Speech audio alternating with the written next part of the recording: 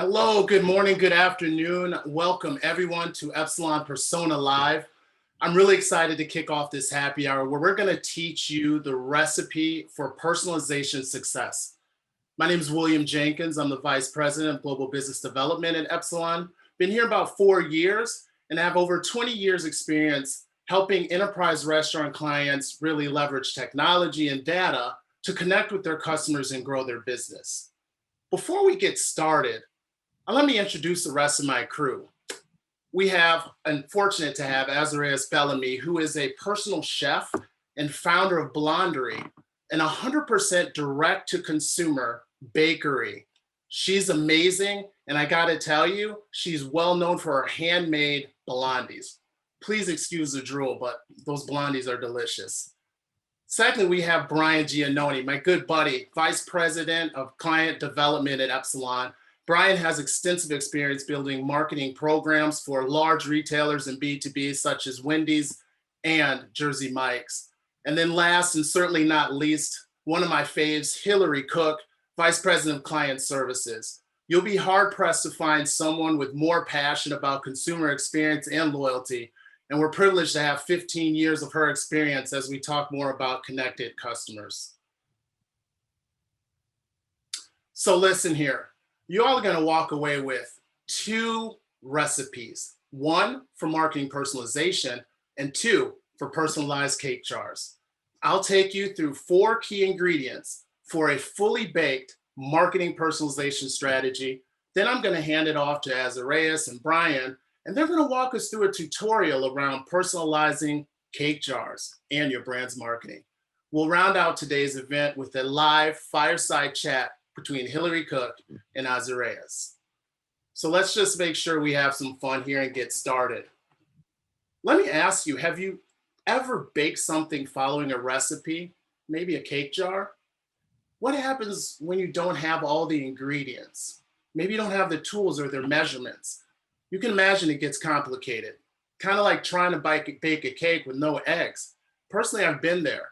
You got to do a lot of dance around, you got to improvise. Maybe you add some things you really shouldn't add, and at the end of the day, it's not even edible. Let's put our culinary hats on, people, and think about personalization like a recipe. And thankfully, the recipe for personalization is pretty simple. It includes 4 ingredients, and that's it. The caveat is that each must be precise for a fully baked strategy. So we have firming up our identity strategy, and that's where we start. Then we layer on data assets. Then we start to design the content and custom bake. And finally, we taste test for continuous improvement. Let's dig a little deeper into each one of these ingredients. So when we talk about firming up our identity strategy, really, it's about future-proofing with customer identity. Strong customer identity is critical to accurately reach existing customers and prospects in real time to deliver personalized messaging. It connects individuals' online and offline activity to a stable person-level ID, and all marketing decision and measurement tie back for clear, comprehensive views of your customers. It's really the foundation. Shall we say it's a core ingredient that you will need to layer on other ingredients. Because without a clear customer view, thanks to third-party cookie deprecation, we may be back to cooking cake without eggs. No one wants that. If we dig into our second ingredient, after we've had that foundation of identity, we're going to start to layer on the right data assets. And I'm talking about going beyond personalizing with just basic attributes.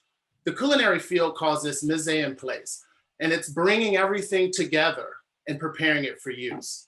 We call it data alignment and activation planning.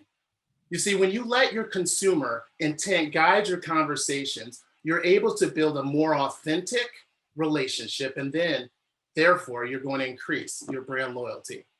Now, the data you need is everywhere, and it's messy. It's really messy, and it's not easily captured. So a few things that you should keep in mind as you're building your data capture strategy are: 1, let's ensure it's realistic and it fits your overall marketing goals. Secondly, let's make sure we're connecting online and offline data to incorporate enabling technologies. And then third, Use a preference center to collect pertinent data at enrollment and keep it going. If we dig into the third ingredient, when we're talking about designing our content and our custom bake, it's really about instantly personalizing for real life optimization across all channels. It's easy to have a highly personal real-time conversation with one person at a time, but we're not talking to one person at a time. Real personalization happens when you create and optimize the consumer experience across all touch points: email, app, web, social media. The ingredient is harder to come by, so you'll need to build out the following capabilities to activate personalized marketing in all channels. Let's start with real-time decisioning. Personalization is more than just presenting the best offer or content. You need to provide each customer with the best offer and deliver the message to the preferred device at the right time to influence the purchase journey. Creating and managing content. Content is essential to supporting personalized conversations, and you need to be able to assemble it and send it out the door in real time. Regularly, evaluate your content strategy and be prepared to invest both time and resources to update accordingly. Channel alignment and optimization is critical as well, because all marketers aspire to remove the channel silo so that we can integrate our teams, programs, and messaging to the customer's best interest. Simultaneously, though, we're probably pulled in other directions by attribution requirements with each channel who's hungry to carve out their piece of that revenue pie. To avoid this conflict, let's remove silos and unify our teams to focus on the customer journey regardless of the channel. Once we have those in place, we get to have some fun and we get to test for continuous improvement.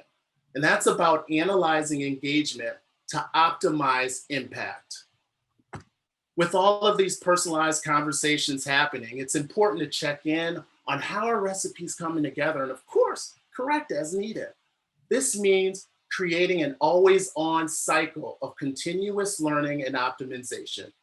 Understand the impact of and evolve your personal strategy. Analyze engagement. Do your lifecycle communications resonate with customers? What content inspires customers to act? Make it happen by defining your business objectives. Establish robust test designs, monitor performance, analyze, and adapt. Now I gotta tell you, your personalization recipe is not gonna come together in an afternoon. We recommend a crawl, walk, run approach with frequent testing, measurement, and feedback. So our takeaways here, folks, is one, let's continue to advance our data strategy and insights. Let's make our interactions more relevant. Let's optimize marketing across our channels. Let's tell people a connected story everywhere they go, anywhere you want to reach them. Make the most of technology advancements to provide personal, cohesive iterations that make people feel recognized. All right, that's it for this recipe. It's in the oven. I'm gonna hand it off to Azarias and Brian because they have another recipe and they're gonna teach us a thing or two. They're gonna show us how to personalize our own special treat at the individual level. They're also gonna share some ideas for scaling and DTC trends over the past year. Of course, we're gonna make sure you receive the recipes afterwards. Over to you guys.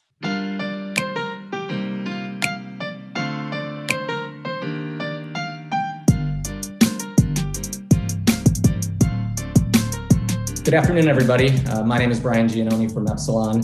We're here today at our happy half hour to talk a little bit more about personalization and what it means for your business. You might be sitting here wondering why we're talking about personalization in a baking show, but I'm actually really excited about it. I'm here with Azarias Bellamy, founder of Blondery Bakery, and she's got a very unique story. I'm really excited to learn a little bit more about how she got from trying that first blondie to perfecting her recipe over 10 years and the journey that she's been on, and how she personalizes her baking experience to fit the needs of her customers. Azarias, I'm really excited to talk to you today, so welcome. Hey everyone, I'm so happy to be here, and today we're going to be making the cheesecake cake jars by Blondery. They feature a devil's food cake, a rich butterscotch blondie that's studded with chocolate chips, some cheesecake filling that's no bake, so it's super easy. And then at the end, we're gonna do a little bit of customization that you guys can feel free to play with at home. This recipe was developed just for Epsilon, just for you guys.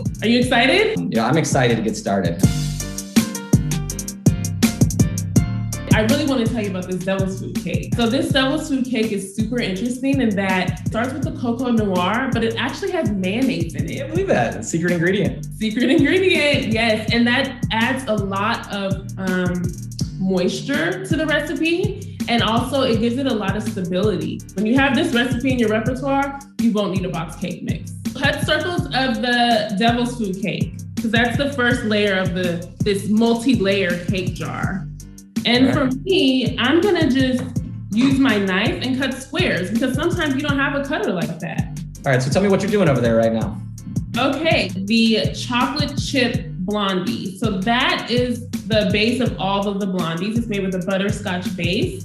You can take this and we're gonna start cutting it. Yeah, we've got a lot of great ingredients here. I understand from reading your backstory that personalization is obviously really important. Tell me a little bit about how you personalize Blondery for your customers. So at Blondery, every flavor is kind of based off of a person or a memory.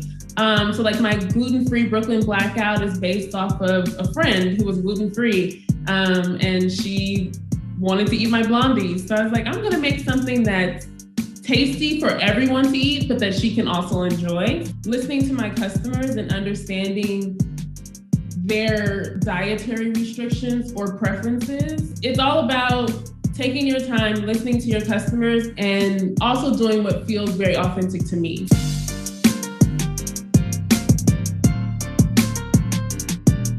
Now we're gonna put the chocolate buttercream into our piping bags.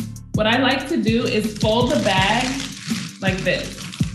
And then you're going to take your buttercream, which is made with the unsalted butter. And then it has a 64% chocolate couverture in it, which makes it so, I don't even know the words.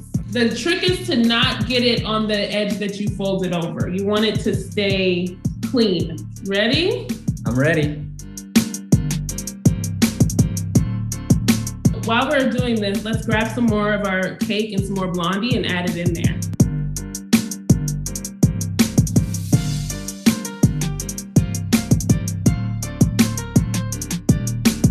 All right, Brian, I see you have all your ingredients ready for this cheesecake filling. I'm super excited to start with you. Let's just dive right in. So you're gonna put that mixing bowl on your scale. And then you're going to put in 680 grams of cream cheese. So I understand that you were just featured in the New York Times recently. Tell me a little bit about that. That's pretty amazing. Thank you. Yeah, it was super vulnerable, where I just spoke more so about my experience of being a Black woman in fine dining. And I think that it came at a great time because as I'm building my team, I'm, one, advocating for myself as I have been all these years, but now I get to teach my team to advocate for themselves. So I have a team of people who are mostly women or people of color or indigenous people. And we're working all together to reshape the fine dining industry in that, providing benefits, because I worked jobs where we didn't get any benefits. And then just creating this safe space where everyone can come and learn and create. Okay, so add 100 grams of your granulated sugar to that bowl. And then we're gonna beat it. So now we're gonna add our creme fraiche, which is the French cousin of sour cream. It's great as, it's not as cultured, I would say, as sour cream. So it still adds that tanginess, but it also adds, it's a little bit lighter. So now let's add some confectioner's sugar. And then I'm gonna also squeeze my lemon.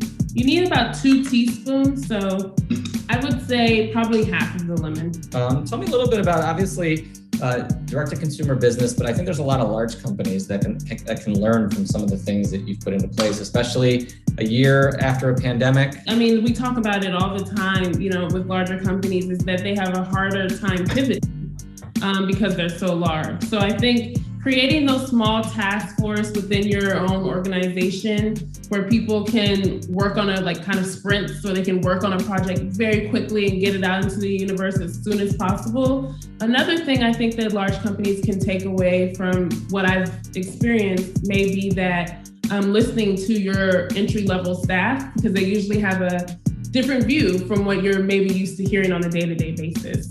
I think collaboration is a huge part of it. That's something that we try to think about in the marketing landscape. It's not a one person can do everything. You need to bring in new minds. You need to bring in, creative ideas. And I think when we collaborate together, we talk about these personalized experiences. Everybody's different, right? And so one idea, one person can't drive the entire process. So I think those things work in small businesses, they work in large businesses, but it's how you foster that communication, which I think is kind of difference. So it's really interesting.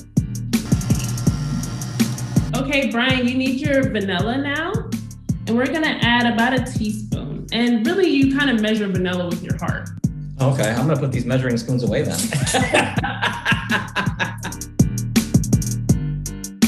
Okay, so get your heavy cream. You have it close by. And you're going to add 200 grams. Part of my world at Epsilon is partnering with restaurant brands. And we've seen a lot of trends in the industry, especially over the last year from a personalization perspective. People are thinking about new ways to connect with their customers because they're ordering digitally like never before. Different occasions are becoming, different day parts are becoming important. Loyalty, understanding who's your best customers or who could be your best customers are a lot of things that we're talking to clients about, and it really impacts how we personalize the message to each person. And so I'm curious how you think about that. For now, what I've been doing, whenever I receive an Instagram DM from someone that they just placed their order, or they're posting a screenshot of their order confirmation, or their shipping confirmation, or their order confirmation, I go into Shopify and under notes, I put great customer or Instagram. And then when I'm packing their orders, I just write them a little note. So, I mean, that's like a very little more niche way to do things, but I do think it goes a long way. I call my customers all the time, like, hey, did you like your order? And it's random. I don't do every single person, but I've been doing that since the first time I sold blondies and shipped them across the country. So now I think we're gonna put our cheesecake filling into our piping bag. Okay, Brian, now that you have your cheesecake filling in the bag, you're gonna cut the tip. Pipe this into each jar. How does it taste? I just saw you sneak a little taste. Yeah. I had to. It tastes good. I cannot wait to eat this whole thing. My piping skills, I feel like, are getting a little bit better here. Oh, nice. I'm glad. They were a little rocky in the beginning. So a fun way I like to personalize these is add whatever topping you want to the top. So if someone in your house likes Rice Krispie treats or peanut butter cups or chocolate chips, that's what you should add to the top. I'm a Reese's guy, peanut butter cups. That's you already have one ready.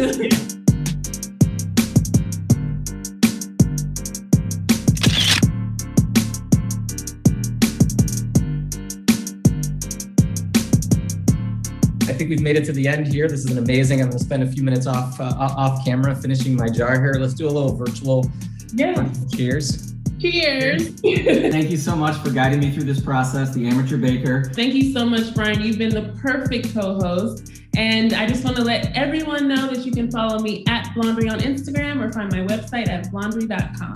Thank you so much for joining our happy half hour. Stay tuned for a live Q&A where Azarias will answer some questions about how big brands can build loyalty through personalization. We'll see you soon.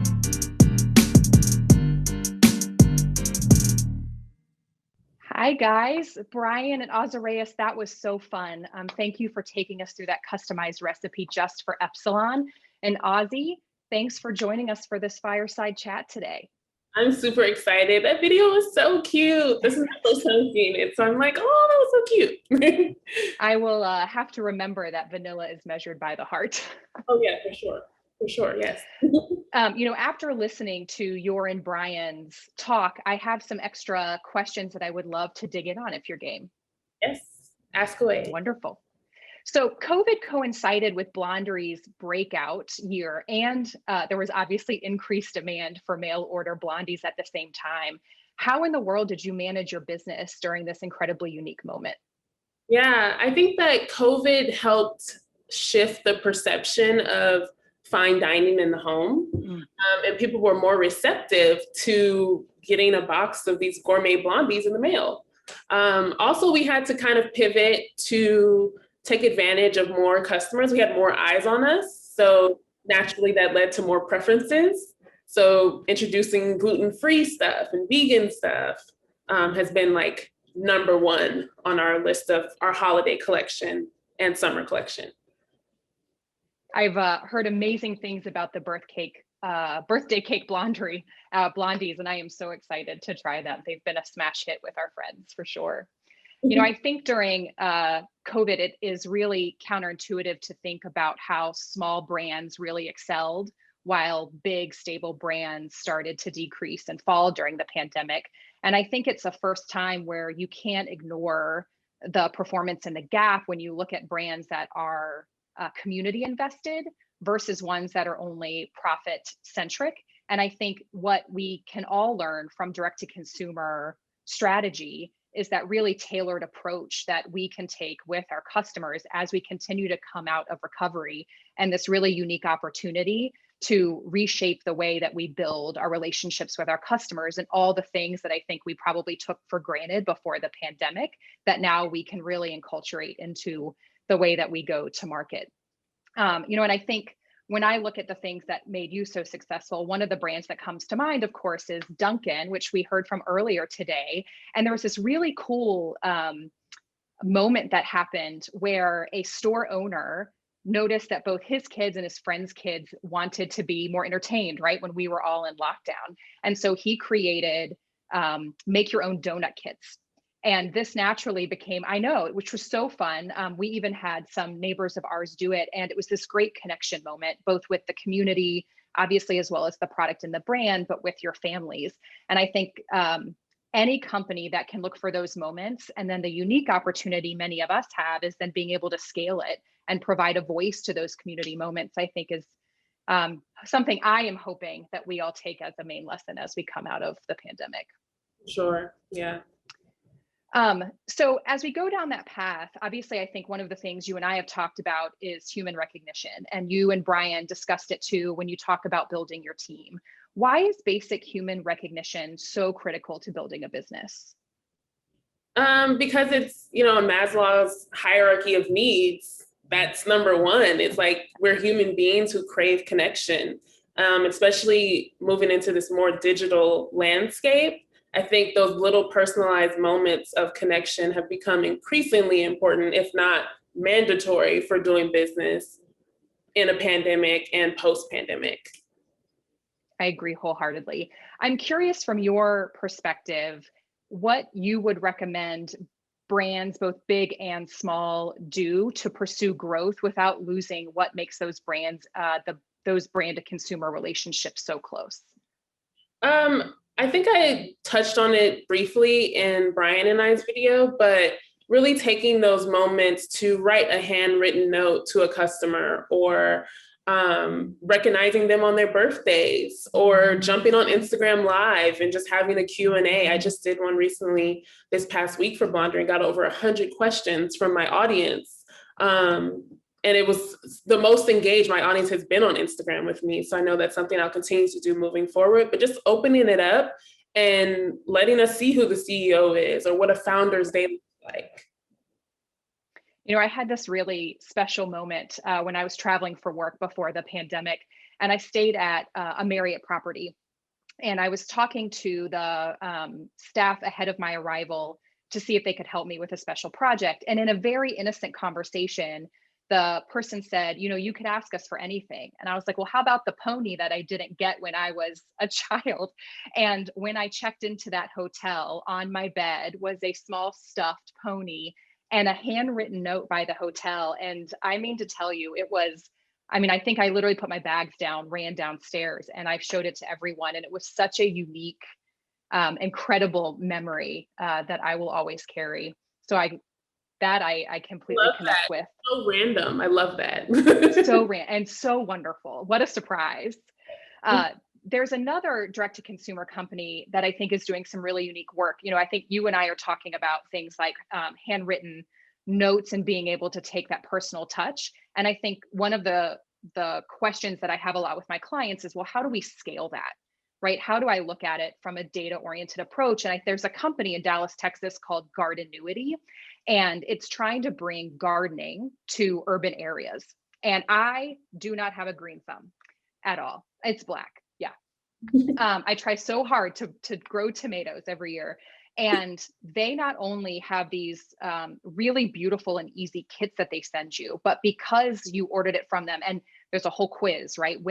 Based upon where you live and the soil and the type of weather you have, they'll recommend the plants you need, but then they foolproof it by sending me alerts. Did you know your weather is going to be too hot this week where you are? Bring your plants inside, or hey, you need to water. And I think that that's a really great way of combining the personal touch with where that consumer is, but being able to do it based upon data in a scalable fashion. And listening and anticipating your customers' needs. I love that. Absolutely. So authenticity. Authenticity, I know for you, is incredibly paramount in building the core values that really help consumers connect with Blondery and with you directly, as we just talked about. And I know that social change, community investment, and advocacy are huge passion points for you, as they are for me. How have these values shaped your specific strategy with Blondery? Yeah, I think that that's a question I get asked less often than I should, because I think that as a Black woman who transitioned out of fine dining into owning my own company, it's been the most beautiful experience for me because I get to freely create whatever I want. And I allow my staff to do that as well. So I think advocacy for myself has been a huge thing for me all of my life. I'm going to tell you what I want and what I need. My mom used to always tell me, make those teachers teach you. And I tell my staff the same thing. And I hope that my customers, we ask for reviews all the time. So I hope that my customers feel as comfortable coming to me with, we want a gluten-free blondie, or can you make this one without nuts? Not to say I'll do everything that they tell me, but I do listen. And I literally mark down how many times someone asks me for something that's gluten-free or something that's vegan or whatever. What you just said may start to address this question, but do you find that the strategy being your brand voice and the authenticity and the word I'm going for, and listening to the consumers, do you find that you are guiding it, or is it dictated by the consumers? And the second piece of that question is, you've talked a lot about how you want the voice of the entry-level people and your staff to rise. What does that look like for you as you really try to scale Blondery? Yeah. Well, to answer the last question first, I don't know what it looks like yet, but I know that we have weekly or sometimes daily meetings about what can we do to improve. Since we're still the little engine that could, we're still actively trying to shape what our culture looks like. And then what was your first question? Sorry. Do you find that the strategy is guided or dictated by your consumers? I definitely guide it. Because they will tell you that they want the moon in the sky and then they won't purchase it. So I definitely guide it, and I use like trends. So ube is going to be really popular in the fall. So we're doing an ube sweet potato blondie. And then I just use my own insight and my own my gut feelings. And that's worked really well for me because it's authentic and people love that I'm just like yeah, I love this, I hate this, this is what we're gonna do, and I go for it. It will resonate with, you can't be scared. You can't please everyone, and you can't be scared to not please everyone. So doing what feels right in your gut. I love that so much. And you and Brian talked about testing and learning and tasting and learning, as William mentioned at the top. And I think that's such a great example of that really coming to life. Well, I tell you, I wish we had a whole nother hour. I think you are so amazing. I cannot wait to be one of your loyal customers and to get my hand on those blondies. Thank you so much for taking your time and for customizing the recipe for us. And we will talk soon. For all of you who joined us today, thank you so much. I think you've made today a really incredible experience. You learned a few things today, and I just want to quickly recap before we close out our happy half hour.